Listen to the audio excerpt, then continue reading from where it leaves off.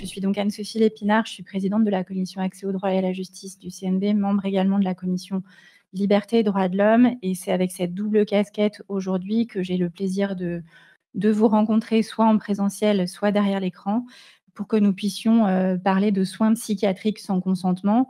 Donc en 2 modules. Premier module aujourd'hui où nous allons nous concentrer sur les hospitalisations complètes et les programmes de soins. Le deuxième module de la semaine prochaine sera dédié à l'isolement et à la contention. Quelques propos introductifs avant de commencer. Les soins psychiatriques sans consentement constituent, vous le savez, une privation de liberté. C'est un principe qui a été reconnu par le Conseil constitutionnel et à ce titre affecte du coup profondément la vie et les droits fondamentaux des personnes qui font l'objet de ces mesures. En cela, nous savons aussi que la réalité des pratiques varie considérablement en fonction des territoires et c'est en cela qu'il est apparu essentiel pour le Conseil national des barreaux de pouvoir éditer ce guide afin de faciliter la pratique professionnelle des avocats en la matière. Le focus d'aujourd'hui, il va être réalisé sur le rôle essentiel de l'avocat, mais évidemment, le propos que je vais tenir est applicable aussi aux autres acteurs, tels qu'aux magistrats, puisque nous allons un petit peu dans le même sens. Il s'agit d'avoir un regard spécifique sur cette privation de liberté qu'est l'hospitalisation complète ou le programme de soins. En tout cas, du point de vue de l'avocat, sa mission est particulière puisque les personnes qui font l'objet des hospitalisations complètes ou des programmes de soins sont des personnes qui sont dans une situation de vulnérabilité. Et en cela, l'avocat va avoir une mission singulière, exigeante et complexe. Et on attend de lui d'assumer un rôle spécifique. Et pour mémoire, on y reviendra à la fin de ce webinaire, mais la Cour européenne des droits de l'homme a souligné, notamment dans son arrêt MS contre Croatie du 19 février 2015, le fait que l'avocat ne peut pas être un observateur passif, mais bien qu'il doit avoir un rôle actif au regard de la vulnérabilité de la personne qui l'assiste. Donc c'est un petit peu l'idée qui devra évidemment guider votre pratique en tout état, mais également guider les réflexions au fur et à mesure de ces webinaires. Alors, je vous propose le plan suivant, revenir d'abord sur les différents types de mesures, sur les rôles des différents professionnels et on terminera par les jurisprudences pertinentes, avec un regard ouvert sur la jurisprudence de la Cour européenne des droits de l'homme pour vous permettre, pour ceux qui pratiquent déjà la matière, d'avoir une vision un peu différente de ce contentieux. En guise de propos introductifs et très rapidement pour rattraper un peu le temps, je situe 2 étapes différentes pour initier ce contentieux, 2011-2013. La loi du 5 juillet 2011 qui est venue du coup créer le contentieux de l'hospitalisation complète et du programme de soins tel qu'on le connaît aujourd'hui. Auparavant, c'était la loi de 1991 qui présidait à ce contentieux, mais la loi de 2011 est venue modifier les bases juridiques applicables. Elle est venue également changer le vocabulaire et les mesures possibles, puisqu'on parle à partir de 2011 de soins psychiatriques sans consentement et non plus de l'hospitalisation d'office ou à la demande d'un tiers comme on le faisait avant. Et cette loi est également venue créer les soins en péril imminent et donc apporter une mesure de contrainte supplémentaire différente à laquelle on peut recourir dans d'autres conditions sur lesquelles on reviendra dans cette matière. Évidemment, on reste toujours dans l'idée que le principe, ce sont les soins libres. C'est déjà le principe qui présidait sous le spectre de la loi antérieure et ce principe est évidemment maintenu sous l'empire de la loi de 2011. L'intervention de l'avocat est à ce moment-là facultative et elle devient obligatoire lorsque le patient ne pouvait pas comparaître. Et là, on arrive à un contentieux où elle devient obligatoire. Je vous ai remis dans le support dont vous pourrez disposer à l'issue de l'intervention les différents textes et les différents décrets et circulaires applicables à l'époque et qui sont venus apporter des précisions à la loi de 2011. Voilà, vous avez les différents liens qui apparaissent. Je ne reviens pas dessus pour pouvoir rattraper un petit peu de temps. En 2013, donc c'est la loi suivante, c'est la deuxième étape de la création de ce contentieux, la loi du 27 septembre 2013, qui a rendu l'assistance de l'avocat obligatoire dans le cadre des contrôles des mesures d'hospitalisation complète. Donc là, on arrive en cumulant ces 2 lois au corpus juridique applicable aujourd'hui en matière de soins psychiatriques sans consentement. Cette loi de 2013 a également modifié le délai de contrôle systématique des hospitalisations complètes, puisque, alors qu'en 2011, ce délai était de 15 jours, il est ramené à 12 jours en 2013, considérant que l'accès au magistrat du siège doit se faire dans un délai un petit peu plus réduit que ce qui était initialement prévu. Dernière étape, un petit peu plus de forme que de fond, l'étape de la loi du 20 novembre 2023. L'article 44 de cette loi est venu transférer certaines compétences civiles du juge des libertés et de la détention, notamment les compétences qu'il a en matière de soins psychiatriques sans consentement, au profit de ce qui est qualifié de magistrat du siège du tribunal judiciaire. Donc ensuite, cela implique que le président du tribunal organise la répartition de ce contentieux parmi les magistrats du siège du tribunal judiciaire. Dans certains ressorts, les JLD sont restés compétents. Dans d'autres, la compétence a été attribuée à un autre magistrat. Donc il faut évidemment être vigilant à ce que les documents transmis par les établissements hospitaliers soient à jour et bien pris en compte la modification textuelle, cette modification étant entrée en vigueur au 1er septembre 2024. Nous allons donc maintenant aborder le cœur de ce webinaire en commençant par les différents types, les différentes modalités de soins psychiatriques et nous aborderons ensuite les droits généraux des patients, l'admission en hospitalisation et les différentes mesures possibles avec les 3 grandes catégories de soins existants. Je ne l'ai pas reprécisé, mais s'il y a des questions dans la salle, vous pouvez les poser à l'aide des micros qui sont à votre disposition. Et vous avez également, pour les personnes qui sont derrière l'écran, le chat pour poser les questions. Je les regarderai à période régulière et je ferai des petits intermédiaires, des petits interstices pour pouvoir répondre à vos questions. Donc, je le disais à l'instant, le principe reste le consentement aux soins. Une personne, en principe, ne peut pas faire l'objet de soins psychiatriques sans son consentement. L'exception, ce sont les soins à la demande du représentant de l'État, les soins à la demande d'un tiers et les soins en péril imminent. Et également, là, on fera des petits apartés ponctuels sur cette question-là, les soins ordonnés dans le cadre d'une décision d'irresponsabilité pénale. Un certain nombre de règles sont assez similaires aux soins à la demande du représentant de l'État, mais avec quelques spécificités telles que notamment la nécessité de transmettre la décision d'irresponsabilité dans le cadre du dossier de soins sans consentement. Donc, on oppose du coup les soins libres de l'article L3211-2 du Code de la santé publique aux soins sans consentement de l'article L3211-2-1 du Code de la santé publique et évidemment les textes spécifiques sur lesquels nous allons revenir. Dans le cadre des types de soins psychiatriques sans consentement, avant de rentrer dans ce qui est qualifié de soins à la demande du représentant de l'État, soins en péril imminent ou soins à la demande d'un tiers, il s'agit aussi de savoir comment la contrainte est mise en œuvre. La contrainte est mise en œuvre par le biais de 2 mesures différentes, soit l'hospitalisation complète, soit le programme de soins. L'hospitalisation complète, c'est la situation où le patient est hospitalisé à temps complet dans l'établissement hospitalier qui est spécialement habilité, puisque le Code de la santé publique prévoit bien que certains établissements hospitaliers seulement peuvent accueillir des mesures de soins sans consentement. Par opposition, tout ce qui ne sera pas une mesure d'hospitalisation complète, à savoir toutes les autres formes, les soins ambulatoires, les soins à domicile ou les séjours à temps complet de courte durée, pourront faire l'objet d'un programme de soins. Si c'est un programme de soins, attention, puisque la contrainte se poursuit dans le cadre de ce programme de soins. Si l'hospitalisation complète est levée vers le programme de soins, la contrainte se maintient, y compris pendant ce programme de soins. Et du coup, le magistrat du siège du tribunal judiciaire reste compétent pour apprécier cette contrainte, reste compétent pour apprécier notamment les demandes de main levée qui pourraient être formulées par rapport à ce programme de soins.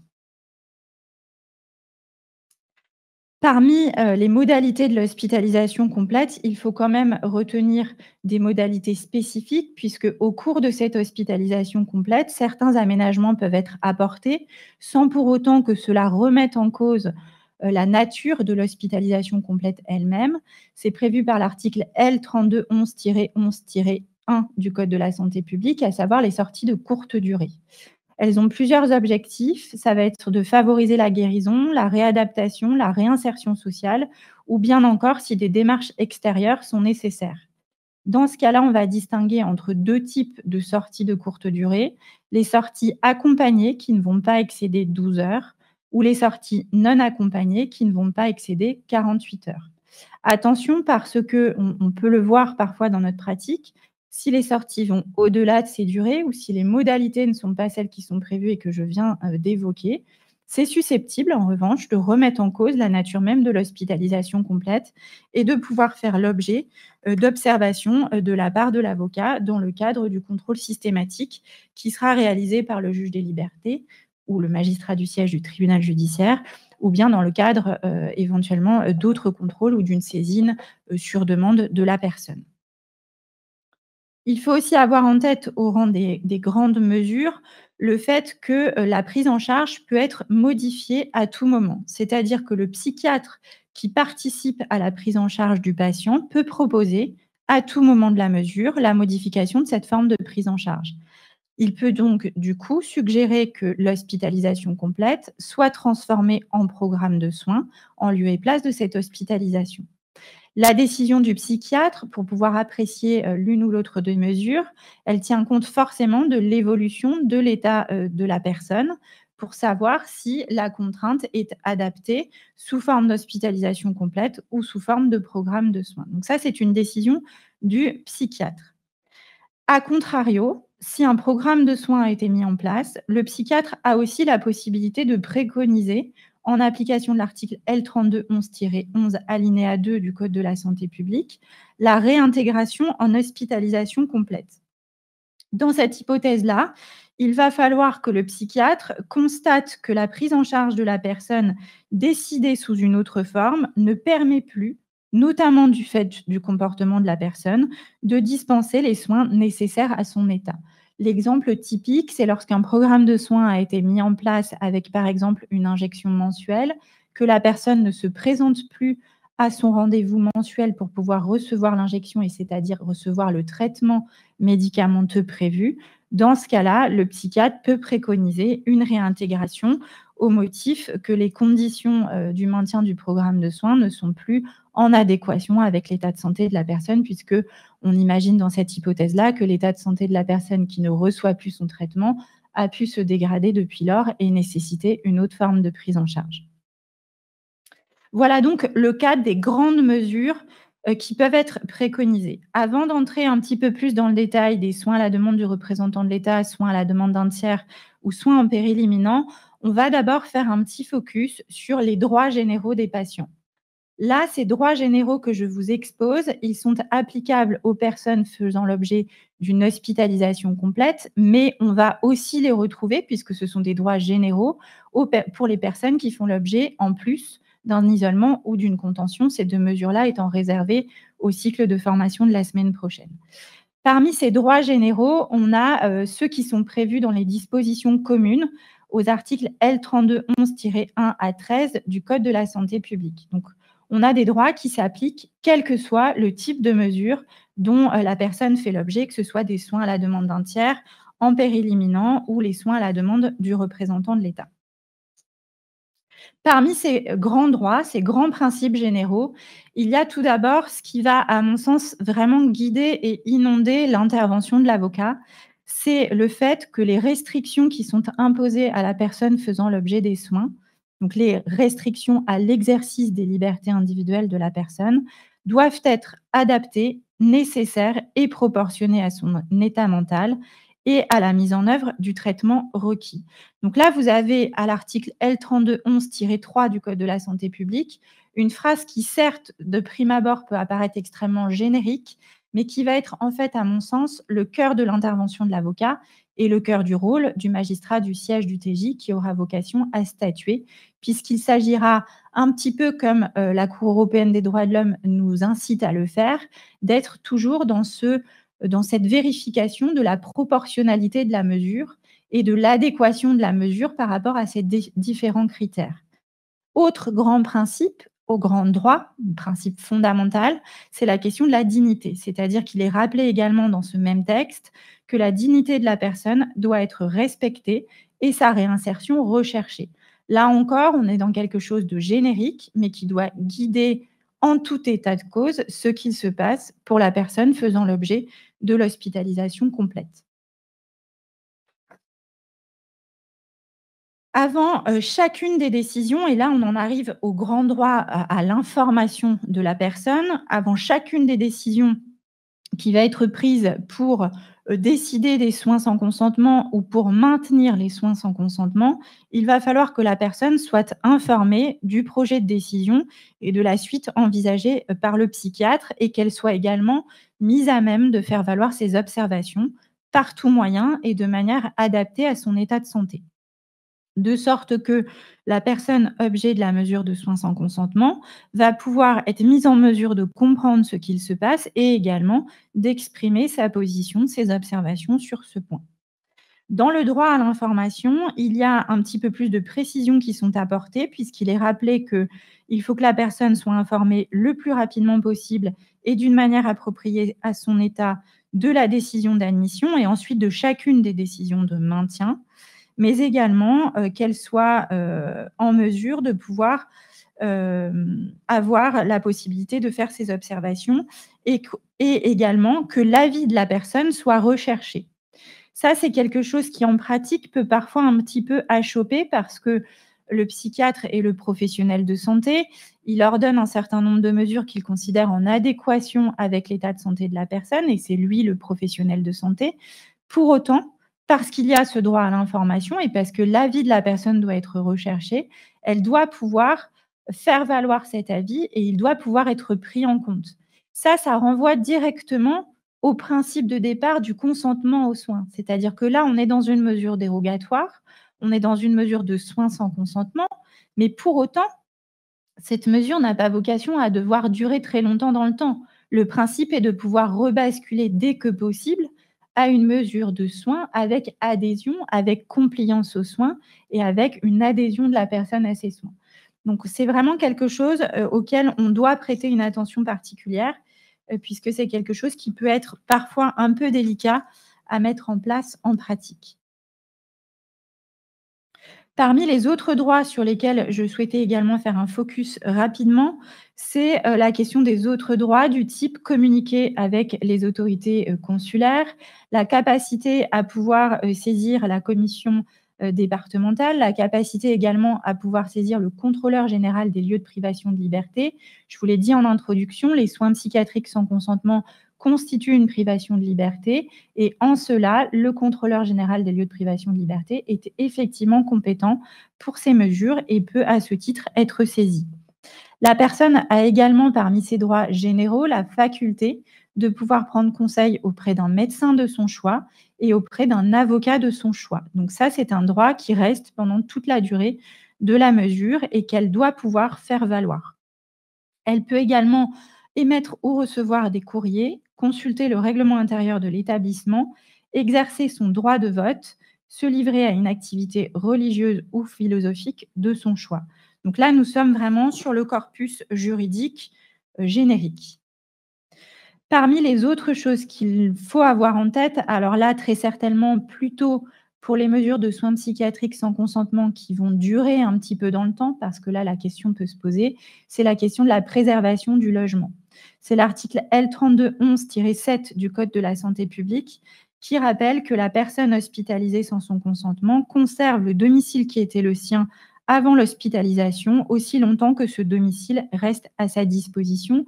Donc là, on aura notamment la nécessité de devoir orienter la personne éventuellement vers l'assistante sociale du lieu d'établissement dans lequel elle est hospitalisée ou vers les différents professionnels aussi qui pourront lui apporter d'autres soutiens afin de pouvoir continuer à gérer ses démarches à l'extérieur et de pouvoir préserver ce droit au logement, quand bien même l'hospitalisation pourrait, dans des hypothèses un petit peu à la marge, certes, mais quand même, durer un petit peu plus longtemps et peut-être poser la question de la préservation de ce logement. Enfin, dernier droit sur lequel, je souhaitais attirer votre attention, c'est une forme de droit à l'oubli. On sait qu'aujourd'hui, dans notre société, la question de la psychiatrie est encore un peu taboue, que c'est encore quelque chose qui peut être sujet à discussion, sujet aussi à des préjugés.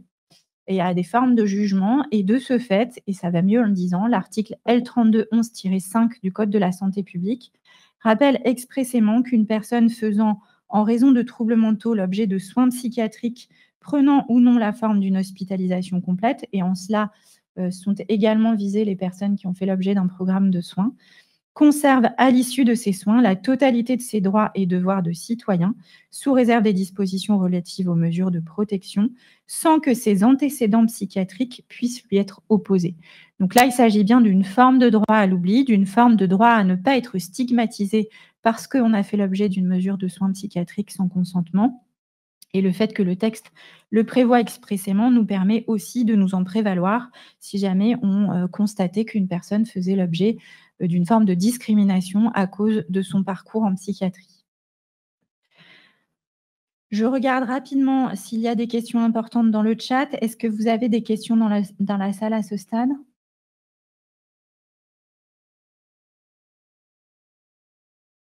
Je vois a priori qu'il n'y a pas de questions de fond pour l'instant.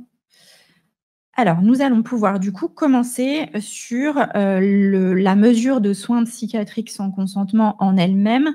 Et du coup, l'aspect commun aux trois mesures, soins à la demande d'un tiers, soins en péril imminent et soins à la demande du représentant de l'État, puisque dans tous les cas, il faut commencer la mesure par la question de l'admission en hospitalisation complète. Cette admission, elle va faire l'objet de pièces différentes en fonction du type de mesure. En revanche, il va y avoir une période qui va être commune, c'est la période dite d'observation, qui est en fait prévue à compter de l'admission jusqu'à la 72e heure de la mesure. Durant cette période dite d'observation, il va y avoir deux documents incontournables, le certificat des 24 heures suivant l'admission et le certificat des 72 heures suivant l'admission. Donc, ce sont vraiment les deux moments phares de cette période dite d'observation et de soins initial dans le cadre de la mesure d'hospitalisation complète. Vous aurez à être vigilant sur l'auteur de ces certificats en fonction du type de mesure dans lequel on se trouve et plus particulièrement, notamment dans le cadre des soins en péril imminent, où il faudra que l'auteur de chacun des certificats soit différent. Nous allons commencer tout d'abord par les soins psychiatriques à la demande d'un tiers. Pour les soins psychiatriques à la demande d'un tiers, ils sont régis par l'article L3212-1 du Code de la santé publique, avec deux grandes conditions cumulatives pour que cette mesure puisse être ordonnée. Tout d'abord, le fait que les troubles mentaux rendent impossible le consentement de la personne, et ensuite que l'état mental de la personne impose des soins immédiats, assortis d'une surveillance médicale constante, justifiant d'une hospitalisation complète. Donc, ce sont bien ces deux critères-là qui doivent être justifiés par le directeur de l'établissement, qui est donc l'auteur de l'admission en soins psychiatriques sans consentement dans le cadre de la demande d'un tiers. Étant précisé évidemment que la décision du directeur d'établissement va intervenir ensuite de la fameuse demande du tiers, c'est-à-dire que le tiers va signer une demande d'admission. Ce tiers va devoir évidemment pouvoir justifier d'un lien de proximité spécifique, et c'est rappelé dans le deuxième paragraphe du support, puisqu'il va falloir que la personne soit membre de la famille ou qu'elle justifie de l'existence de relations avec le malade antérieures à la demande de soins pour pouvoir avoir la qualité pour être ce tiers à la mesure de soins sans consentement. La décision d'admission à la demande d'un tiers va être réalisée sur la base de deux certificats médicaux circonstanciés qui doivent dater de moins de 15 jours. Ce sont donc là les différents incontournables de la mesure de soins à la demande d'un tiers. La variante qui est, elle, moins exigeante en termes formels, ce sont les soins psychiatriques à la demande d'un tiers. L'article L3212-3 du Code de la santé publique prévoit qu'en cas d'urgence et lorsqu'il existe un risque grave d'atteinte à l'intégrité du malade, et donc c'est un critère supplémentaire qu'il va falloir démontrer du côté de l'établissement hospitalier pour pouvoir admettre une personne sous cette forme-là, en plus des deux autres critères que j'ai déjà exposés. Dans ce cas-là, le directeur de l'établissement va pouvoir, à titre exceptionnel, prononcer, à la demande d'un tiers l'admission en soins psychiatriques au vu d'un seul certificat médical et non pas 2 comme je l'évoquais dans la mesure classique à l'instant. Dans cette hypothèse-là également, le médecin, à titre exceptionnel, va pouvoir exercer dans l'établissement. Donc là aussi, on est dans une mesure dérogatoire puisque, dans les soins à la demande d'un tiers hors urgence, les personnes qui éditent les certificats médicaux pour l'admission, doivent, être extérieures à l'établissement. Donc l'urgence va apporter ces 2 dérogations par rapport au système des soins à la demande d'un tiers classique. Si on arrive aux soins en péril imminent, qui sont donc, la mesure créée par la loi de 2011 et qui n'existait pas antérieurement à la loi, de 2011, on est toujours sur les 2 mêmes conditions cumulatives que celles que j'ai exposées à l'instant, à savoir l'impossibilité de consentir aux soins et la nécessité d'une surveillance médicale constante.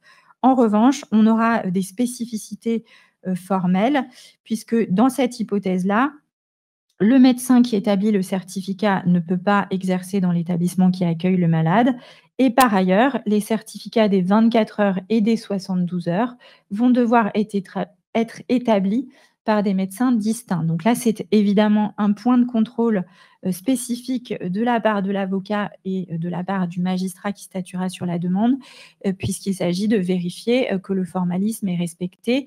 Comme c'est une procédure où il n'y a pas de tiers, qui du coup est moins protectrice, des intérêts de la personne hospitalisée, il y a ces conditions formelles pour pouvoir assurer l'indépendance, des médecins psychiatres, pardon, qui vont réaliser ces certificats.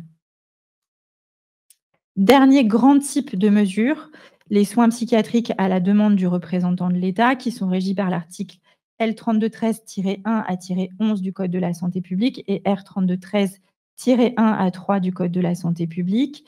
Les soins à la demande du représentant de l'État, donc concrètement à la demande du préfet, vont être prononcés sur la base d'un certificat médical circonstancié. Voilà, d'un certificat médical circonstancié qui ne peuvent émaner d'un psychiatre exerçant dans l'établissement d'accueil et également sur la base d'un arrêté du représentant de l'État dans le département qui va prononcer l'admission en soins psychiatriques de la personne au vu du certificat médical.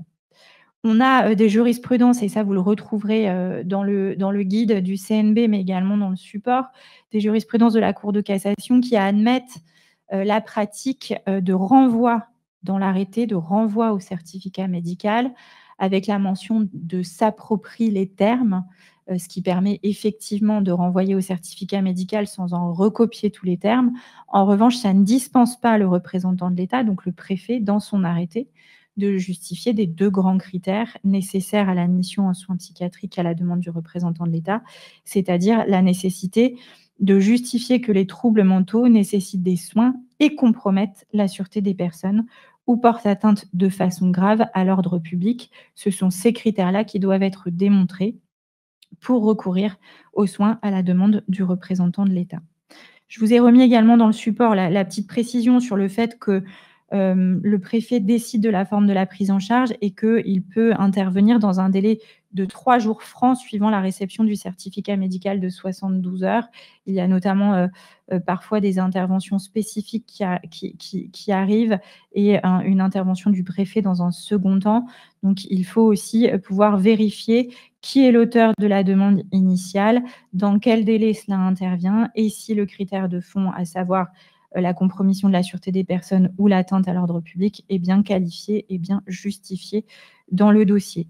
Enfin, point particulier qui est apporté également par le code de la santé publique pour les soins à la demande du représentant de l'État, c'est la nécessité que les certificats médicaux soient précis et motivés d'une part. Ça, c'est une exigence que l'on a, pour tous les autres, même si ça n'est pas expressément mentionné dans le code de la santé publique, mais également, et là c'est une spécificité, dactylographiés. On considère que les soins à la demande du représentant de l'État sont plus lourds et que du coup, le formalisme doit permettre, quelque chose, de plus clair, de plus, lisible et du coup, le code de la santé publique prévoit ce caractère dactylographié du certificat. Pour autant, si vous vous rendez compte que le certificat médical n'est pas dactylographié, vous pouvez soulever l'argument, mais en l'état de la jurisprudence, sauf à parvenir à démontrer un grief spécifique, vous ne parviendrez pas à avoir une levée de la mesure sur ce seul argument. Deuxième grande partie, deuxième grand focus de ce webinaire, la question des rôles des différents professionnels du droit. On a évidemment le rôle du magistrat du siège du tribunal judiciaire, ex-JLD, en matière de soins psychiatriques sans consentement, puisque c'est ce magistrat qui va contrôler systématiquement les mesures en fonction de la période de l'hospitalisation, en fonction du délai. 2 contrôles systématiques sont prévus par les textes et puis évidemment la question du rôle de l'avocat, outre les rôles des médecins psychiatres qui ont vocation à intervenir sur lesquels on passera rapidement. On va surtout faire un focus sur l'avocat et le magistrat. Si on s'arrête sur la question des contrôles systématiques et donc le rôle du magistrat et corrélativement, ce que cela implique dans le rôle de l'avocat également, le magistrat du siège du tribunal judiciaire, va devoir procéder au contrôle systématique des mesures d'hospitalisation complète. En revanche, pour les programmes de soins, on est sur des contrôles facultatifs. Il n'y a pas de contrôle systématique qui est prévu. Pour les mesures d'hospitalisation complète, le magistrat, va être saisi par le directeur de l'établissement lorsqu'on est, sur des mesures de soins à la demande d'un tiers ou en soins en péril imminent, et il sera saisi par le représentant de l'État, dans le département pour les soins à la demande du représentant de l'État ou encore, les soins faisant suite à une déclaration d'irresponsabilité pénale. Sur la base de cette saisine, il va devoir procéder à son contrôle dans un certain délai spécifique. Le magistrat va devoir avoir statué avant l'expiration d'un délai de 12 jours à compter de l'admission en hospitalisation complète et il va devoir avoir été saisi dans un délai de 8 jours à compter de l'admission en soins psychiatriques sans consentement. Donc il y a ce double délai, 8 jours et 12 jours, qui permet un premier contrôle systématique avant le 12e jour de l'hospitalisation et donc au patient d'accéder à un magistrat du siège avant ce 12e jour de l'hospitalisation et de voir son dossier contrôlé par un magistrat du siège, le tout en présence d'un avocat. Ce même délai de 12 jours de contrôle systématique s'applique également en cas de réintégration, c'est-à-dire que si la personne a bénéficié d'un programme de soins que le médecin psychiatre considère qu'au vu de son état de santé, il est nécessaire de réintégrer la personne en hospitalisation complète, on a à nouveau ce délai de 12 jours qui sera applicable pour pouvoir procéder au contrôle systématique. Le deuxième contrôle systématique qui est prévu par les textes, c'est le contrôle à 6 mois. Le magistrat va avoir à statuer avant l'expiration d'un délai de 6 mois à compter de toute décision judiciaire prononçant l'hospitalisation psychiatrique, soit sur la base d'une décision d'irresponsabilité pénale, soit sur la base des autres mesures. Dans cette hypothèse-là, le magistrat va devoir être saisi avant le 15 jours au moins avant l'expiration du délai de 6 mois. Donc, premier contrôle, saisine à 8 jours et contrôle à 12 jours avant le 12e jour. Et deuxième type de délai, saisine 15 jours avant l'expiration du délai de 6 mois et le magistrat statue avant l'expiration de ce délai de 6 mois. Donc, on est sur 2 types de contrôles qui vont permettre de s'assurer qu'il n'y ait pas de mesures qui ne soient plus en adéquation avec l'état de santé de la personne, alors que ces mesures restent des privations de liberté attentatoires aux droits et libertés de la personne. Donc, il s'agit de porter un regard juridique, et non pas médical, mais juridique, que ce soit pour le magistrat ou l'avocat, sur ces mesures, s'assurer du contrôle formel, c'est-à-dire que toutes les prescriptions que je viens d'évoquer, à la fois sur l'auteur des certificats, le type de mesure, les nécessités de démontrer les éléments de fond, soient bien respectées dans le dossier sur la base des différents certificats attendus dans chacun des dossiers, les certificats d'admission, les décisions du directeur ou les arrêtés du préfet et les certificats à 24 heures, à 72 heures et l'avis motivé au moment de la saisine du magistrat du siège. Outre ces contrôles systématiques, le magistrat va avoir un rôle également dans le cadre de contrôles facultatifs et donc l'avocat également un rôle dans ce cadre-là, puisque de manière facultative, le magistrat peut avoir à examiner des dossiers soit parce que la demande aura été formulée par la personne faisant l'objet des soins, en dehors des 2 périodes de contrôle systématique qu'on vient déjà d'évoquer, soit parce que d'autres personnes l'ont saisie, telles que la personne en charge d'une mesure de protection, le conjoint, le concubin, le partenaire de PACS, un parent ou un proche, ou encore le procureur de la République. La liste est précisée à l'article L3211-12 pour savoir quelles sont les personnes habilitées à saisir de manière facultative le magistrat du siège pour procéder à ce contrôle. Le magistrat du siège a également la possibilité de se saisir d'office des mesures pour pouvoir les contrôler, puisque en tant que magistrat du siège, il est garant des libertés des personnes. Dans le cadre de ces contrôles facultatifs, du coup, le magistrat peut être saisi à tout moment. Il n'y a pas de délai comme ce que j'ai évoqué tout à l'heure pour les contrôles systématiques, et ces contrôles facultatifs portent soit sur la mesure d'hospitalisation complète, soit sur la mesure de programme de soins. Les 2 hypothèses sont possibles. Pour cette saisine, il y a un certain nombre d'éléments incontournables, à la fois dans la requête, dans les pièces à fournir. Dans la requête elle-même, le formalisme est rappelé à l'article R3211-10, avec la nécessité que les noms, prénoms, domicile, profession, etc., tous les éléments d'identité de la personne faisant l'objet des soins soient expressément mentionnés, de même que la personne qui saisit, et l'exposé des faits et de l'objet. Et il y a également la nécessité de fournir un certain nombre de pièces, les pièces incontournables étant adaptées en fonction des types de mesures, mais globalement, elles sont rappelées à l'article R3211-24, avec la nécessité de joindre à la requête l'avis motivé du psychiatre, c'est-à-dire l'avis le plus récent qui va expliquer l'évolution de l'état de santé de la personne et expliquer si le psychiatre considère nécessaire de maintenir les soins ou pas, et également la nécessité de joindre les autres pièces en fonction du type de mesure, à savoir pour les soins à la demande d'un tiers ou les soins en péril imminent, les décisions d'admission et les différents certificats successifs. Pour les soins à la demande du représentant de l'État, les arrêtés préfectoraux d'admission et les certificats successifs. Et pour l'admission en soins psychiatriques ordonnés suite à une irresponsabilité pénale, la nécessité de fournir la décision judiciaire qui a conduit à l'irresponsabilité et l'expertise également qui a considéré que la personne était irresponsable pénalement. Pour les contrôles facultatifs, dans ce cas, les pièces sont un tout petit peu différentes puisque on reprend exactement ce que je viens de vous indiquer, mais il y a un formalisme un peu plus souple sur la requête, puisque la personne qui saisit peut déposer soit au secrétariat de l'établissement, soit faire une simple déclaration verbale.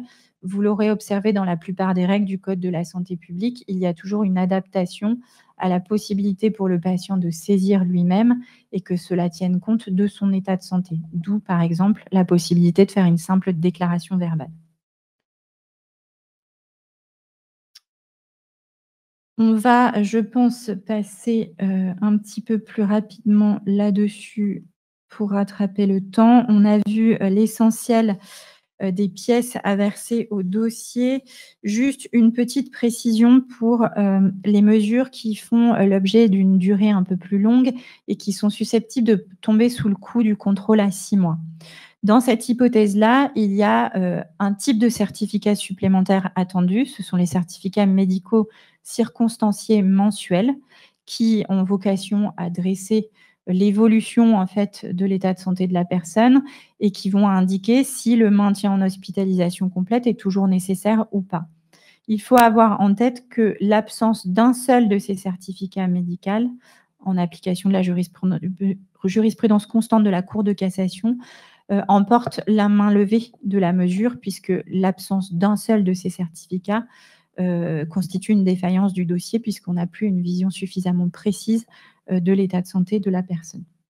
Et du coup, le magistrat et l'avocat ne seraient pas en capacité de procéder aux vérifications pertinentes dans le cadre du dossier. Une fois la première instance réalisée, une fois la décision du magistrat du siège rendue, il y a des voies de recours qui sont ouvertes pour le patient, mais aussi pour certains tiers en fonction des types de mesures. La première voie de recours qui est évidemment ouverte est, la voie de recours de l'appel qui est ouvert dans le délai de 10 jours à compter de la notification.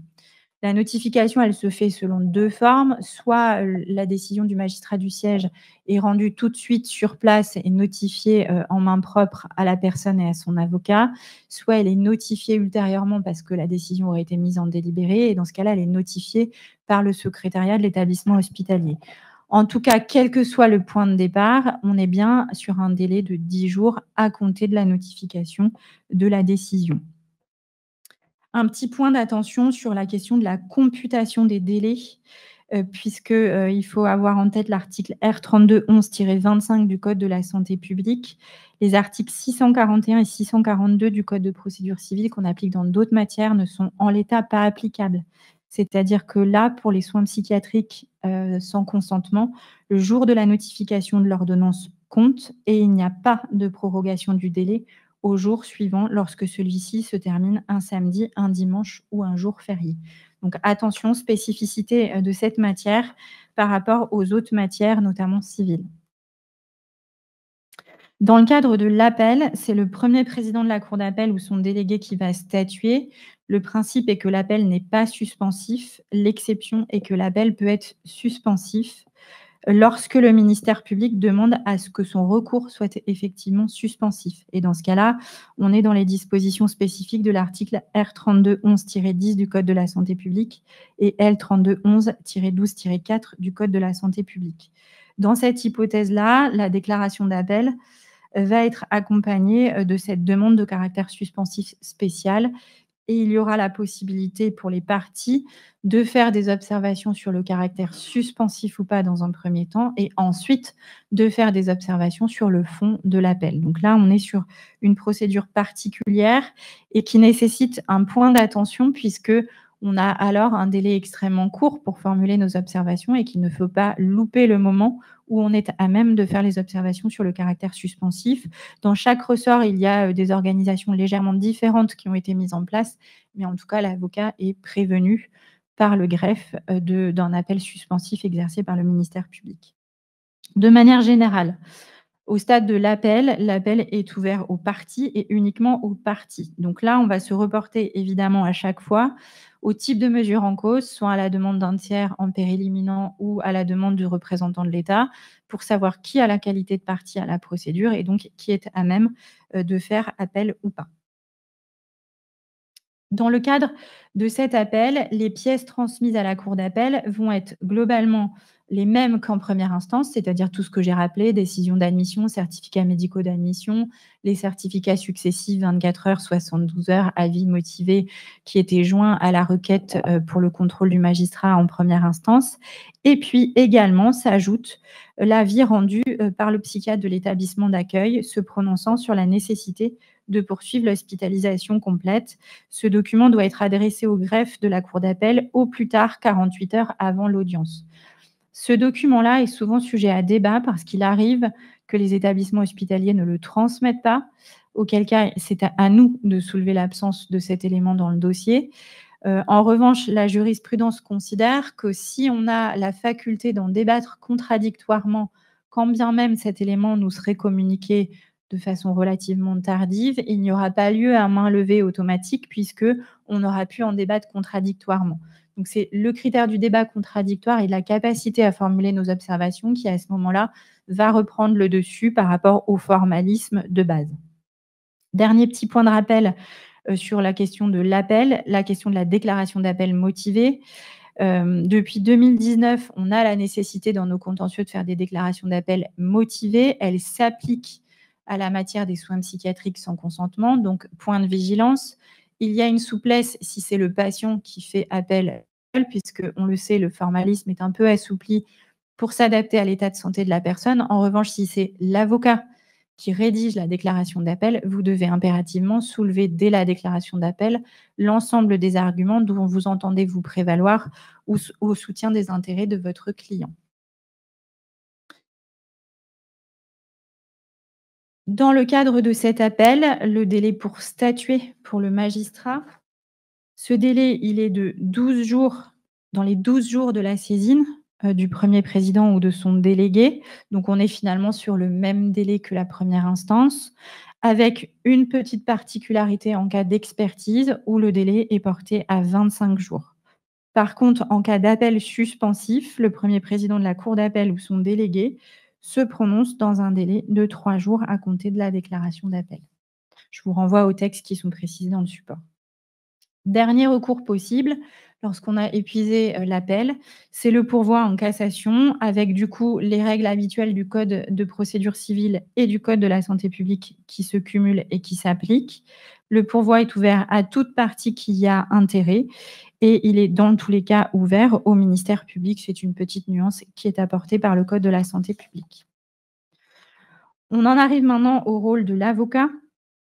Et ce rôle-là, il va être, différencié en fonction du point de savoir si on se trouve dans le cadre d'un contrôle systématique ou d'un contrôle facultatif et différencié aussi en fonction du point de savoir si la personne va être, dite audible ou pas. C'est-à-dire, est-ce qu'elle sera à nos côtés au moment, du débat devant le magistrat du siège ou est-ce qu'on sera dans une situation où on va représenter la personne? Dans le cadre, de l'intervention de l'avocat, donc on doit être vigilant à 2 grands types d'aspects dans les, dossiers de soins psychiatriques sans consentement puisque depuis 2013, le magistrat du siège va contrôler à la fois le volet dit judiciaire de la procédure, mais également le volet dit administratif de la procédure, c'est-à-dire notamment la régularité des décisions administratives qui ont été prises. Et en cela, parce que le magistrat a cette compétence, l'avocat va devoir également avoir cette vigilance lorsqu'il va, procéder à la lecture du dossier et en cela, va devoir vérifier la présence de l'ensemble des documents que j'ai déjà indiqués tout à l'heure, mais également, s'assurer de la validité des différentes décisions à caractère administratif. En cela, il y a notamment un focus à faire sur la question des délégations de signature. Est-ce que les décisions du directeur de l'établissement ont été signées par le directeur de l'établissement lui-même? Ou est-ce qu'il y a eu une délégation de signature? Et si c'est le cas, est-ce que cette délégation est valable? On a tous les éléments pour nous en assurer. Désormais, les délégations de signature sont accessibles en ligne.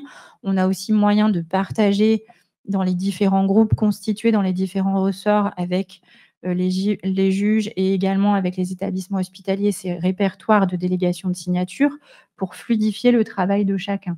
En tout cas, c'est notre rôle de vérifier à la fois la question des délégations de signature et la régularité des décisions du directeur de l'établissement, mais également quand nous sommes en soins à la demande du représentant de l'État, la régularité, de l'arrêté préfectoral qui est présent et des arrêtés préfectoraux successifs, là encore pour savoir s'il a été signé par le préfet lui-même ou son délégataire et là encore nous assurer que les éventuelles délégations de signature données sont bien valables. Donc on a du coup, en tant qu'avocat, mais aussi, le magistrat a cette même logique, une double analyse du dossier à la fois en termes dits judiciaires et administratifs.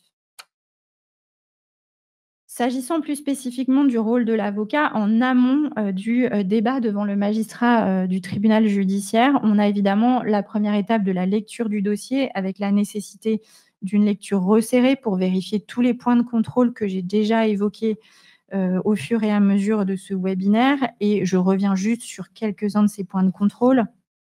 Sur les auteurs des certificats médicaux. Je vous ai remis à nouveau les textes pour les soins à la demande d'un tiers, pour les soins à la demande d'un tiers en urgence, pour les soins en péril imminent et les soins à la demande du représentant de l'État, avec la nécessité de toujours vérifier qui est l'auteur du certificat. Est-ce que j'ai bien tous les certificats?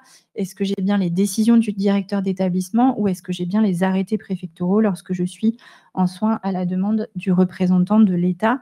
Donc tous ces points de contrôle-là doivent être réalisés, outre évidemment les points de contrôle tenant aux modalités de saisine, du magistrat du siège avec les fameux délais que j'ai rappelés tout à l'heure, à savoir les délais de 8 jours et 12 jours pour, le premier contrôle systématique, 15 à au moins 15 jours avant l'expiration du délai de 6 mois et le délai de 6 mois lorsqu'on est sur le contrôle systématique à plus longue durée. Il y a également la nuance de notre rôle en fonction de savoir si, du coup, le patient est audible ou pas. En fonction de l'état de santé, le psychiatre peut considérer que la personne ne peut pas accéder au magistrat du siège parce que son état de santé ne lui permet pas de comparaître dans des conditions qui soient soit dignes, soit lui permettant d'interagir avec le magistrat du siège. Il va falloir que le psychiatre qui estime que la personne n'est pas audible rédige un certificat précisant cette inaudibilité. Pour autant, ce n'est pas parce qu'il y a un certificat précisant que la personne est inaudible pour comparaître devant le magistrat du siège que la personne est privée de la possibilité de s'entretenir avec son avocat. Je voulais rappeler au rang des droits généraux de la personne a le droit d'accéder à un avocat.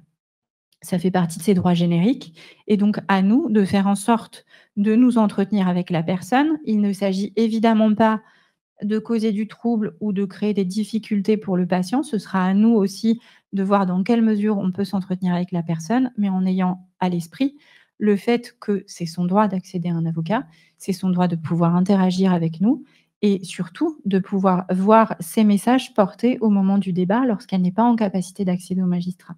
Donc il faut privilégier cet entretien lorsqu'il est possible pour pouvoir ensuite porter valablement la parole de la personne hospitalisée qui ne serait pas en mesure de comparaître devant le magistrat du siège du TJ. Donc il y a cette question effectivement de l'entretien confidentiel avec la personne. Ça n'est pas parce que la personne est hospitalisée, ça n'est pas parce que la personne est dans un état de fragilité particulière que ça la prive du secret professionnel qu'on lui doit et de la confidentialité de l'échange qu'elle doit pouvoir avoir avec nous. En principe, tous les établissements hospitaliers se sont organisés pour permettre cet entretien confidentiel. En général, on a une petite pièce dédiée qui nous permet de nous entretenir avec la personne. Si tel n'est pas le cas, c'est à nous aussi de rappeler qu'on doit pouvoir avoir cet espace de confidentialité et que c'est dans l'intérêt de la personne de pouvoir s'entretenir librement avec nous. Dans le cadre de cet entretien, notre rôle, il va être délicat en fonction de l'état de santé de la personne. On va devoir s'adapter. On va devoir adapter le discours, la technicité et les messages portés en fonction du niveau de compréhension de la personne que l'on a en face et du point de savoir si, par exemple, elle est en état de crise aiguë et du coup peut-être un peu moins en capacité de comprendre nos messages. Donc c'est à nous d'adapter notre vocabulaire, à nous d'adapter nos interactions avec la personne. Mais en tout cas, notre objectif, ça va être à la fois de l'informer de ce qui s'est passé et de ce qu'on lit dans le dossier, de l'informer des possibilités du magistrat dans le cadre du contrôle systématique, de rappeler qu'en clair, le rôle du magistrat est de vérifier la régularité formelle de la procédure et d'apprécier s'il autorise ou pas la poursuite de l'hospitalisation complète, qu'en revanche, et c'est souvent une question que l'on a en pratique, qu'en revanche, le magistrat n'est pas compétent pour interférer sur la question des traitements médicamenteux ou encore sur l'étage ou l'établissement dans lequel la personne se trouve, puisque là, on est dans des mesures qui sont internes à l'établissement. Donc, c'est à nous aussi de rappeler ce qui est possible ou pas pour le magistrat, le cadre de son contrôle et les demandes qui peuvent être valablement portées d'un point de vue juridique. Le tout, encore une fois, en s'adaptant aux possibilités et au niveau de compréhension de la personne. On va du coup conseiller la personne au mieux de ses intérêts, dans la limite de notre rôle, dans la limite des possibilités d'interaction avec la personne, mais il s'agit de pouvoir aussi lui faire comprendre ce que l'on peut faire et ce que l'on ne peut pas faire et aussi de veiller à ne pas donner de faux espoirs parce qu'il ne s'agit pas non plus, de venir dire qu'on va obtenir la main levée de la mesure si on ne peut pas le faire. Donc ne pas venir créer, du trouble là où la personne se trouve déjà en état de fragilité. Ça, je pense que c'est un point de vigilance que nous devons avoir et que nous devons à la personne hospitalisée. Ensuite, nous allons, avoir à, préparer, l'audience et à préparer potentiellement, si nous avons vu, des irrégularités de procédure, des conclusions écrites. Si nous voyons des grandes irrégularités dans le dossier, je vous recommande évidemment de prendre des conclusions écrites, puisque lorsque c'est écrit, cela suivra éventuellement s'il y a un appel et du coup, l'argumentaire sera, plus facilement, en mesure d'être retrouvés et l'appel sera facilité aussi d'autant plus s'il y a des traces écrites de l'argumentaire qui a été tenu en première instance. Se pose également, et nous aurons peut-être l'occasion d'en discuter à la fin, la question de notre mandat, puisqu'on tient notre mandat de notre client, mais on le tient aussi de la loi, puisqu'en matière d'hospitalisation complète, la présence de l'avocat est obligatoire au moment du contrôle systématique. Donc, c'est aussi à nous de jongler avec ces deux impératifs puisqu'on peut être confronté à des situations où une personne qui ne serait pas cohérente nous demande quelque chose qui n'est pas réalisable. Donc c'est à nous aussi, au travers des explications qu'on va pouvoir donner, de rappeler ce qui est possible et ce qui ne l'est pas, ce qui relève de notre mandat et ce qui ne le relève pas. Si, la personne, est inaudible, on va représenter la personne lors du débat devant le juge des libertés et du coup, je le disais à l'instant, il est préférable et évidemment, on doit avoir tout mis en place pour essayer d'avoir un entretien préalable avec la personne pour pouvoir valablement porter sa parole et sa position devant le magistrat du siège. Dans le cadre du débat, nous allons évidemment, pouvoir soulever les arguments pertinents au soutien des intérêts de la personne que l'on assiste, soulever les arguments de procédure, les éventuelles irrégularités et puis les arguments de fond. Et là, on va rejoindre le tout premier critère que j'ai évoqué au tout début de ce webinaire, à savoir, la fameuse question de savoir si la mesure d'hospitalisation complète est adaptée, nécessaire et proportionnée à l'état de santé puisque cela fait partie de notre rôle. Attention, évidemment, on ne se transforme pas en médecin, il ne s'agit pas, de se transformer en psychiatre, ce n'est pas notre rôle. En revanche, en restant d'un point de vue strictement juridique et dans notre rôle d'avocat, on a bien vocation à soulever des arguments au fond sur le point de savoir si les atteintes portées aux libertés et donc le cadre de contraintes auquel la personne est soumise est bien adapté, nécessaire et proportionné au vu des éléments dont nous disposons dans le dossier. Là, on est pleinement dans notre rôle d'avocat.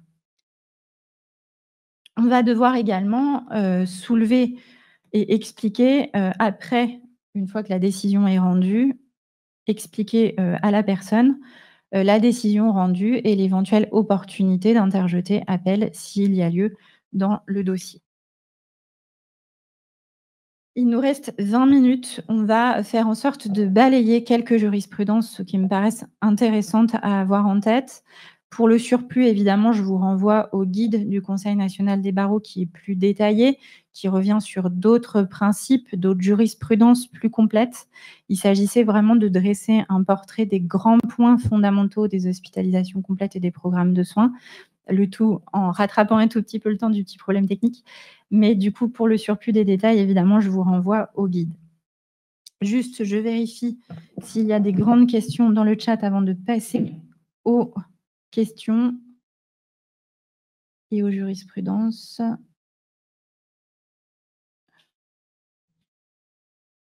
Oui, alors, juste, je reviens sur une question qui est posée dans le chat sur la question de notre mandat, notamment quand le client patient dit qu'il préfère rester hospitalisé alors qu'il y a une irrégularité qui conduirait à la main levée si elle est soulevée.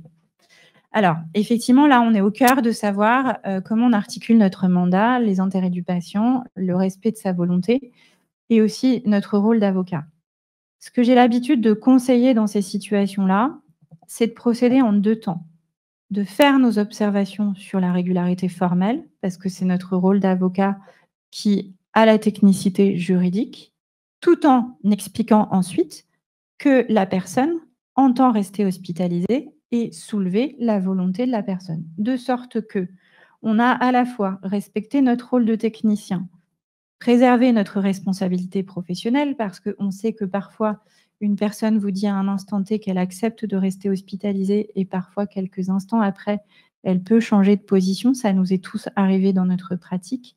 Donc il faut aussi quelque part faire attention aux questions de responsabilité professionnelle et en même temps, toujours, toujours respecter le souhait de la personne. Donc si une personne vous dit: «Moi, je souhaite rester hospitalisée» parce que la personne considère que c'est dans son intérêt, vous, vous devez de répercuter ce message. Or, on sait très bien que c'est pas incompatible, c'est-à-dire qu'on peut très bien soulever d'un côté une irrégularité parce qu'on fait notre travail d'avocat et en même temps rappeler que la personne souhaite rester hospitalisée. Et en général, le magistrat procédera de la même manière, c'est-à-dire qu'il consignera les arguments, mais également, consignera la volonté de la personne. Après, en fonction du type d'irrégularité, il en tirera argument ou pas. C'est-à-dire que soit on est sur une irrégularité qui entraîne la main levée nécessairement et dans ce cas-là, nous, on peut avoir un débat de conscience, de savoir effectivement si on la soulève ou pas, en arbitrant sur le risque final de lever ou pas. En revanche, si on est sur une irrégularité où il faut démontrer un grief, à partir du moment où la personne souhaite rester, il n'y aura pas de grief et donc on détaillera tout cet argumentaire-là. Si jamais vous avez besoin de plus de précisions sur cette question-là, n'hésitez pas à le faire savoir dans le chat. Je regarde également sur les autres questions.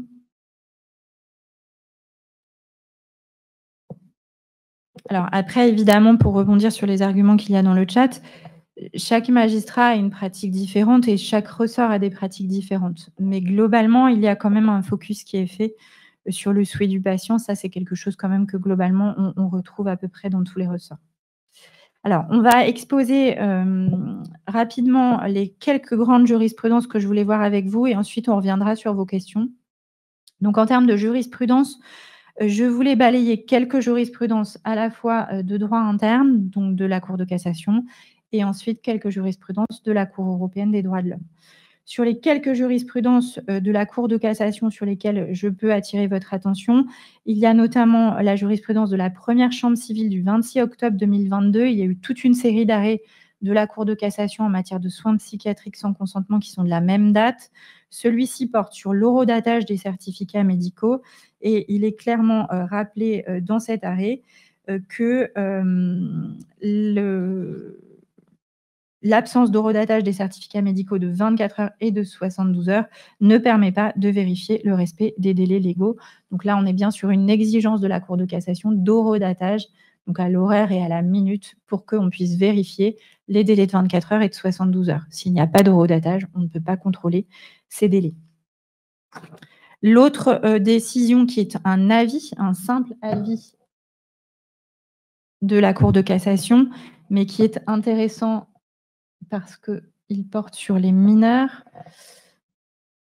Juste, je vous mets sur le bon slide. Voilà. C'est l'avis de la Cour de cassation du 18 mai 2022 qui vient clarifier les doutes qui existaient à ce moment-là sur le point de savoir si une personne mineure peut ou non faire l'objet de soins psychiatriques à la demande d'un tiers. C'était l'enjeu de l'avis sollicité auprès de la Cour de cassation.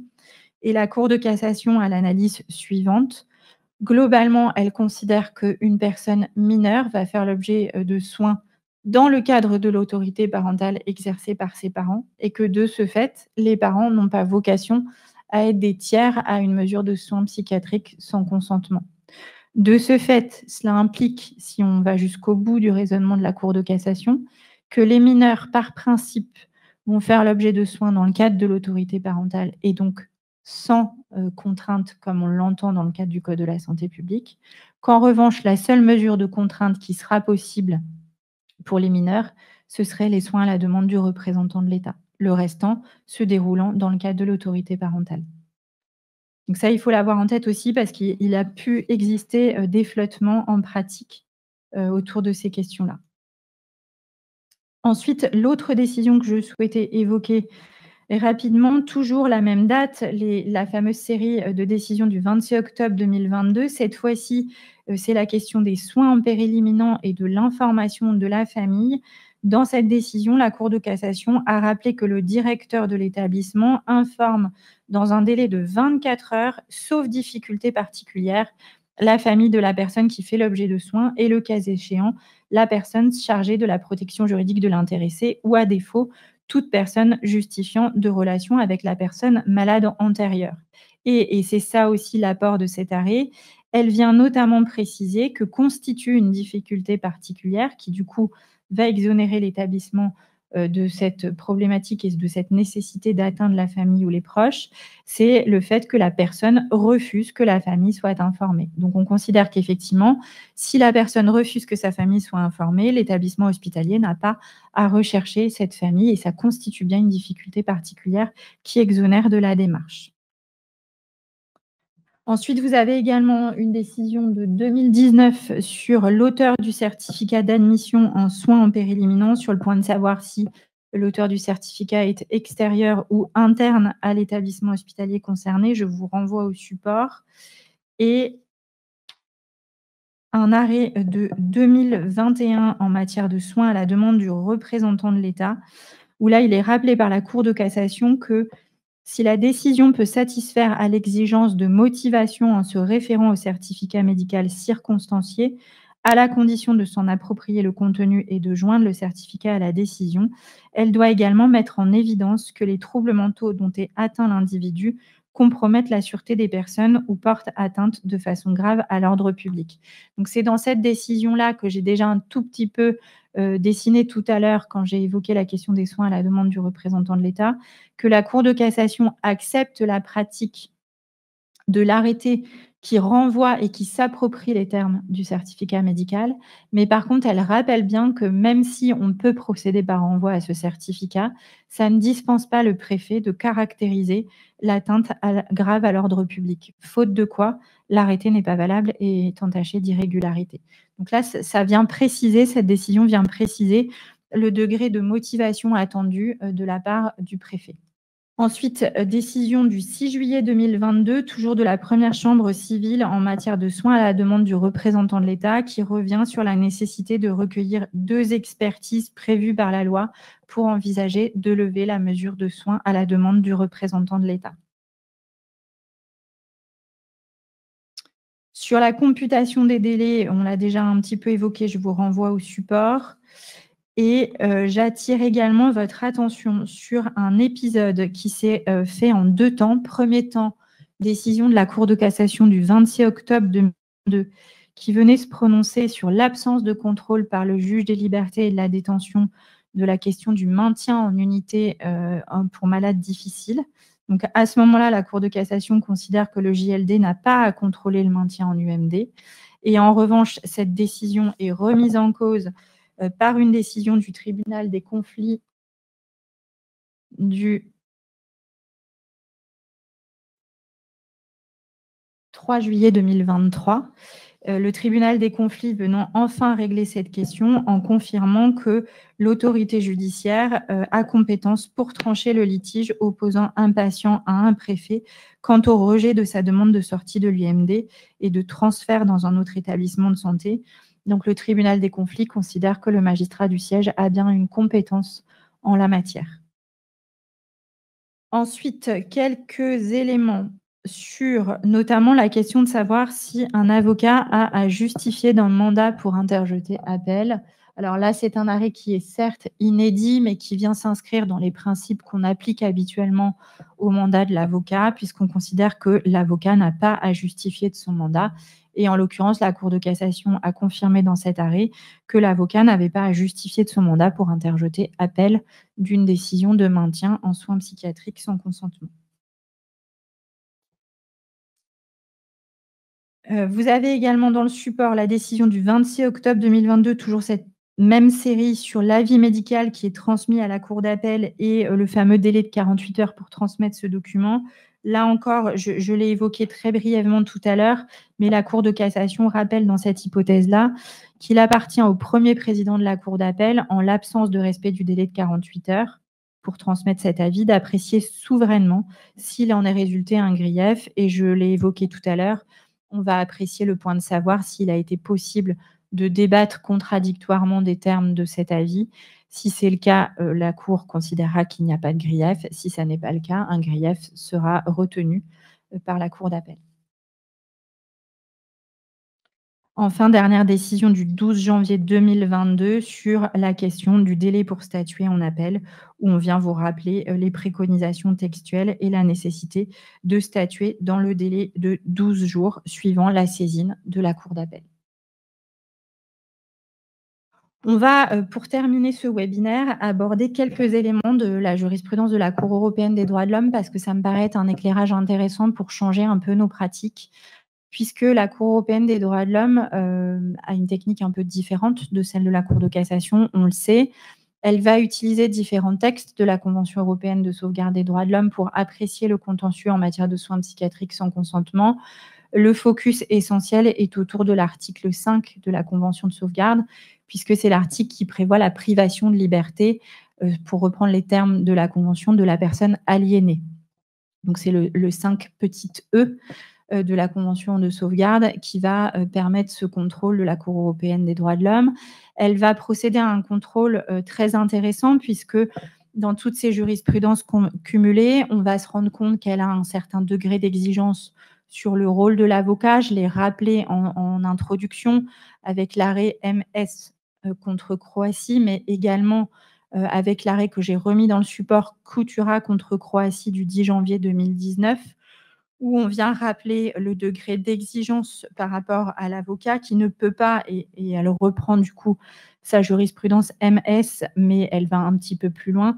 L'avocat ne peut pas être l'observateur passif de la procédure, il doit bien avoir un rôle actif, il se doit bien d'interagir avec la personne et il se doit bien d'avoir un véritable rôle juridique dans le cadre de la procédure. Donc ce sont les grands critères que l'on va pouvoir retenir de sa jurisprudence au travers des 2 ou 3 grands arrêts que vous retrouverez dans le guide, qui viennent du coup, apporter de l'exigence, au rôle de l'avocat et y compris dans le cadre d'une permanence puisque l'un de ces arrêts, portait sur un avocat, commis d'office et sur le fait qu'on ne peut pas accepter, par exemple, pour reprendre, le cas de l'arrêt qui nous occupe, on ne peut pas accepter un avocat taisant qui ne formulerait aucune observation ou qui ne rebondirait pas sur des questionnements qui avaient été soulevés dans le cadre de la procédure par l'établissement hospitalier qui évoquait la nécessité de maintenir la mesure.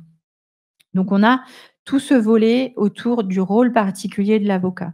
On a aussi dans les éléments intéressants, dans la jurisprudence de la Cour européenne des droits de l'homme, au-delà, du rôle de l'avocat, tout le volet autour, de ce que l'on attend de l'établissement hospitalier et de ce que l'on attend, du coup, en termes de prise en charge. Dans la jurisprudence de la Cour européenne des droits de l'homme, il y a, et vous le retrouverez, dans tous les arrêts qui sont cités dans le guide, la nécessité qu'il y ait une prise en charge complète et adaptée à l'état de santé. Ce qui veut dire que cette jurisprudence, elle est susceptible de faire bouger les lignes en France, puisqu'on a, dans la majorité de nos établissements hospitaliers, une prise en charge psychiatrique, mais qui en général se borne à une prise en charge psychiatrique. Or, on se rend compte que la CEDH a un niveau d'exigence plus important, puisqu'elle rappelle la nécessité de la réinsertion de la personne, et du coup la nécessité que la prise en charge soit pluridisciplinaire. Donc ça, c'est un enjeu aussi pour nous en France, parce que cette jurisprudence peut être utile dans nos dossiers du quotidien. Autre point également, parmi les grands critères utiles pour les contrôles des hospitalisations complètes, c'est tout le volet de la nécessité de la mesure. Elle va également préciser qu'est-ce que l'on considère comme étant la nécessité de la mesure, les critères qui vont être utilisés pour vérifier que l'État a accompli effectivement son travail ou pas. Et du coup, elle va donner des guides sur le contrôle que nos magistrats vont pouvoir opérer. Donc là encore, c'est bien à l'avocat de pouvoir être force de proposition et en utilisant les jurisprudences de la Cour européenne des droits de l'homme que l'on va pouvoir, nous, faire bouger les lignes et peut-être aussi un petit peu conduire les magistrats à sortir de la simple logique main levée ou pas main levée de la mesure et pouvoir les conduire à aller un petit peu plus loin dans le contrôle, notamment sous le spectre de ce que je disais en introduction sur le paragraphe indiquant le caractère adapté, nécessaire et proportionné de la mesure, où on va pouvoir aussi, là encore, utiliser la jurisprudence de la Cour européenne des droits de l'homme pour faire bouger les lignes. Donc il y a vraiment ces 3 grands axes de la jurisprudence de la Cour européenne que l'on va pouvoir utiliser pour pouvoir argumenter différemment nos dossiers, conduire peut-être les magistrats à avoir un autre regard aussi sur les dossiers qu'ils sont amenés à contrôler et évidemment, dans le cadre des contrôles facultatifs, monter nos requêtes de façon plus précise et plus détaillée au vu de ces grands axes de jurisprudence. Pour terminer, dernier point sur la question des modalités de notre intervention, juste un petit rappel lorsqu'on est conduit notamment à intervenir dans le cadre de nos permanences qui sont organisées de façon un petit peu différenciée en fonction de nos ressorts. Mais petit rappel du fait que la mission des soins psychiatriques sans consentement est couverte par l'aide juridictionnelle garantie. C'est-à-dire qu'en application de l'article 19-1 de la loi du 10 juillet 1991, ce domaine-là, les soins psychiatriques sans consentement, que ce soit pour les hospitalisations complètes, l'isolement ou la contention, ce sont bien des missions qui sont éligibles à l'aide juridictionnelle garantie. Mais par contre, attention, petit rappel, l'aide juridictionnelle garantie n'est possible que lorsque l'avocat est commis d'office. Si nous sommes choisis, soit on est rémunéré par la personne dans le cadre d'honoraires. Attention quand même, prudence sur les questions des conventions d'honoraires avec des personnes qui ont du coup quand même un état de santé particulier et du coup, on peut s'interroger sur la capacité à contracter et à signer notre convention. Et puis, si ce sont des personnes qui sont éligibles à l'aide juridictionnelle, la possibilité, lorsque nous sommes choisis, de déposer une demande d'aide juridictionnelle. J'ai déroulé très, très rapidement pour essayer de rester dans le temps qui était imparti, tous les supports et les grands sujets que je voulais vous livrer pour ce premier module du cycle de formation soins psychiatriques sans consentement. Je vais regarder pour, répondre aux questions dans le chat. S'il y en a dans la salle, n'hésitez pas. Ce que je voulais vous dire peut-être en mot de conclusion avant de passer aux questions, c'est que vous l'avez vu au travers de ce qu'on s'est dit très brièvement, il y a une technicité particulière à ce contentieux. Il y a également un degré d'adaptation particulier à avoir. On n'a pas pu forcément rentrer beaucoup dans le détail, parce que 2 heures, ça passe très vite. Mais on voit on se doit une technicité au vu de l'état de fragilité des personnes que l'on est susceptible d'assister ou de représenter, et que l'on a aussi un rôle majeur dans l'évolution des pratiques et dans le changement des pratiques de nos établissements, qui ont vocation à s'améliorer aussi petit à petit. Je regarde les questions dans le chat et n'hésitez pas, du coup, s'il y a aussi des questions dans la salle.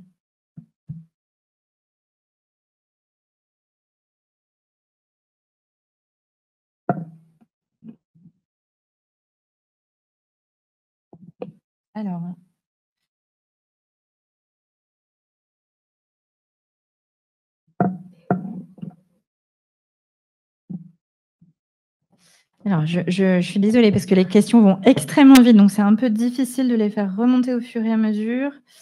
Il y a une question sur le délai de 12 jours. Le délai de 12 jours court à compter de la date d'admission. Donc, vous allez regarder si on est en soins à la demande d'un tiers ou en périléminant la décision du directeur de l'établissement d'admission.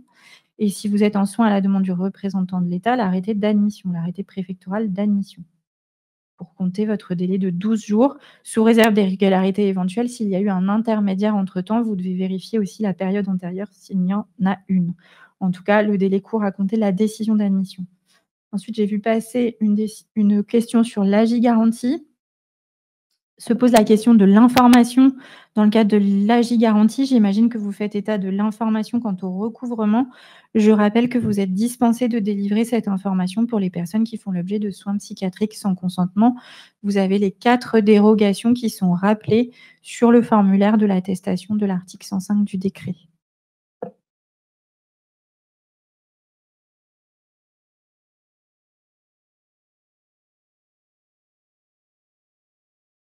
Alors ensuite,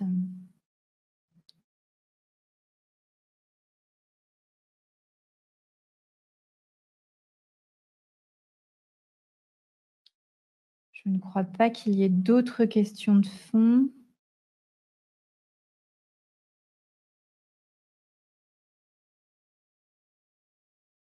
Ensuite, il y a des remarques sur l'organisation ou sur le fait que certains n'accéderaient pas au 2e module.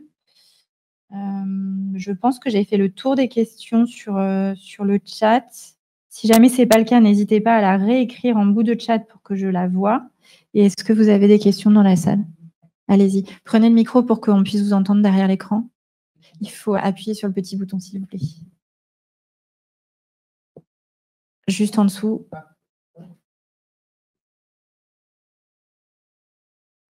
Ah oui, merci. Oui, sur l'AGI-garantie, dans le cadre d'un appel, si on a un dossier dans une permanence, Oui. donc, et ensuite, si on fait appel d'un dossier, on sort de la permanence, disons. Non, je ne sais pas comment c'est. Alors, il faut que vous vérifiez les accords locaux qui ont été pris. Le principe par rapport au texte, c'est que votre AGI-garantie peut aussi intervenir en appel. Mais en revanche, vous devez vous assurer qu'il y a bien eu un accord en fonction du ressort dans lequel vous exercez, si vous êtes dans un barreau de cour ou pas dans un barreau de cour. Normalement, les barreaux s'organisent dans le ressort de la cour d'appel.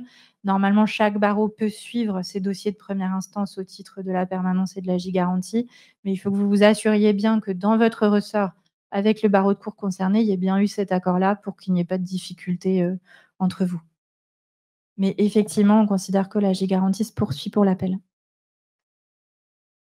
Vous avez juste quelques démarches quand même à faire auprès de votre ordre pour le signaler. Normalement, en général, on a mis en place une organisation qui vise à signaler le fait que vous suivez en appel à votre barreau pour qu'il puisse vous refaire une commission d'office qui formellement vous permettra d'avoir la délivrance de votre attestation de mission. Est-ce qu'il y a d'autres questions?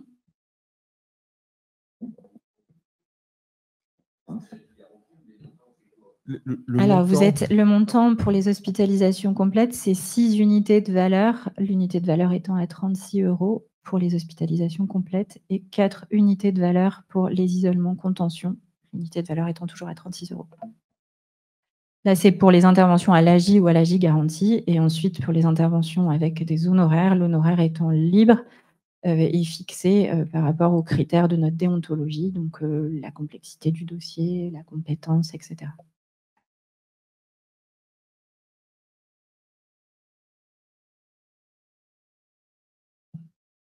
Alors, je vois dans le chat que quelqu'un me dit qu'il n'y a pas d'heures dans les décisions d'admission.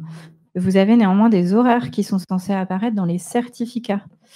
Donc attention parce que ça revient à la jurisprudence sur l'horodatage que j'ai évoqué, la jurisprudence de la Cour de cassation tout à l'heure. C'est bien l'enjeu en fait de l'horodatage et de l'horodatage rappelé par la Cour de cassation pour que les contrôles des périodes admission 24 heures, 72 heures et ensuite de notre délai de 12 jours puissent se faire, puisqu'on est bien sur un contrôle d'heure à heure et non pas de jour à jour.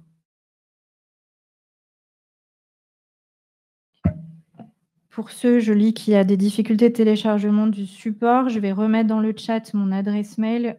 Vous pourrez me réécrire si nécessaire.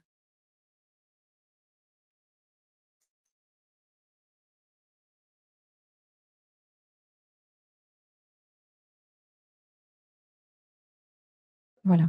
Est-ce qu'il y a d'autres questions dans la salle? N'oubliez pas de prendre le micro à chaque fois. Je suis désolée, c'est contraignant, mais c'est pour que les gens derrière l'écran participent aussi, profitent. Oui, le débat devant le magistrat du siège, il a lieu où? Alors, là encore, ça dépend des ressorts et de l'organisation des ressorts. On a 2 grands types d'organisation. Dans la plupart des ressorts, on est sur des salles d'audience délocalisées dans l'établissement hospitalier. C'est ce qui nous est apparu dans l'essentiel des ressorts le plus satisfaisant pour la dignité des patients. En revanche, il existe encore certains ressorts qui, pour des raisons d'organisation, notamment de charge de la permanence pour les magistrats ou pour les avocats, tiennent les audiences au siège du TJ, auquel cas c'est l'établissement hospitalier qui assure le transfert du patient jusqu'au lieu de l'audience et qui les ramène ensuite à l'issue de l'audience.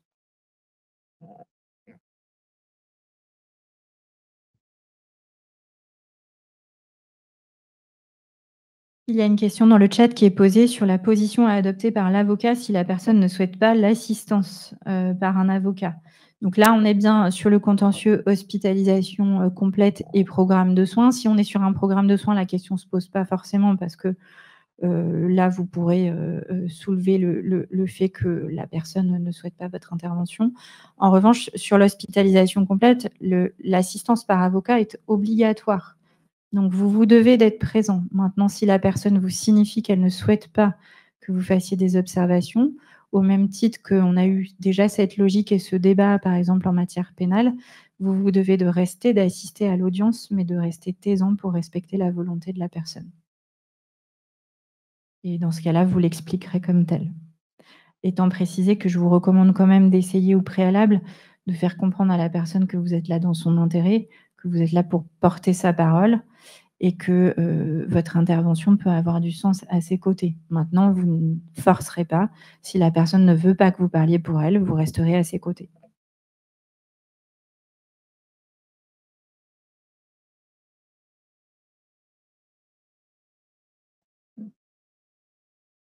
Alors, il y a aussi la question en matière de soins à la demande du représentant de l'État, s'il y a un arrêté du maire préalablement. Donc là, on est dans le fameux cas où il y a 3 jours francs pour que l'arrêté du préfet soit réalisé. Et donc, vous allez calculer par rapport à l'arrêté du maire pour le délai de 12 jours, mais par contre, vérifier votre délai de 3 jours francs pour l'arrêté du préfet, pour vérifier la validité de la procédure. La question est posée de savoir s'il faut un entretien avec la personne qui n'est pas en état de comparaître. Oui, il est recommandé que vous fassiez en sorte de lui permettre d'avoir cet entretien. Évidemment, si votre présence insécurise la personne ou crée quelque chose d'inapproprié, vous n'allez pas non plus vous imposer. Donc, vous allez devoir vous adapter à l'état de santé de la personne, encore une fois, pour pouvoir respecter son intérêt et ses droits.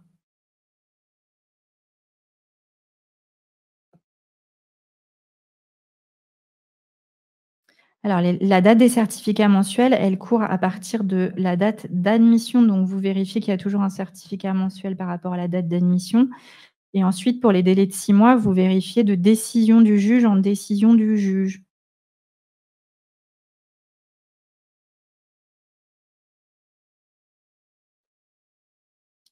Pour le passage aux urgences et la question du délai de 12 jours, vous allez compter les 12 jours à partir de la décision d'admission. Donc, il est vrai qu'il peut y avoir une petite période où la personne est privée de sa liberté parce qu'elle est aux urgences retenues ou maintenues et que la décision d'admission n'est pas encore intervenue. Mais par contre, attention, le Code de la santé publique prévoit un délai court dans lequel la personne doit être transférée du service d'urgence vers le service hospitalier spécialement habilité à l'accueil des mesures de soins psychiatriques sans consentement. Ce délai, on le voit dans certains ressorts, commence à ne pas toujours être respecté. C'est votre rôle d'avocat de vérifier que c'est respecté.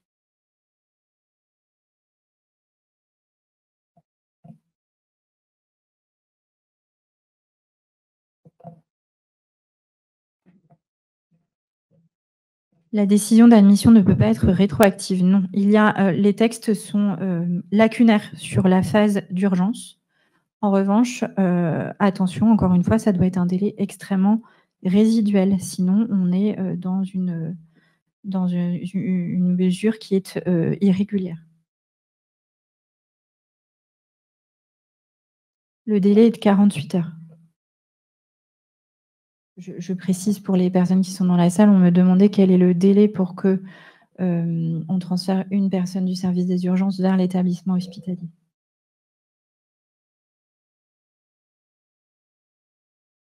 Si jamais il n'y a pas d'autres questions, je pense qu'on va clôturer ce webinaire. Nous nous retrouvons la semaine prochaine pour évoquer la question des isolements contention.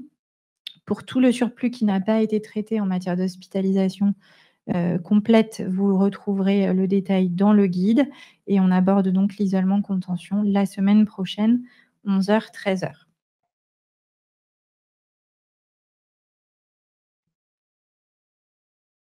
Je vous remercie pour votre attention et nous allons pouvoir du coup clôturer.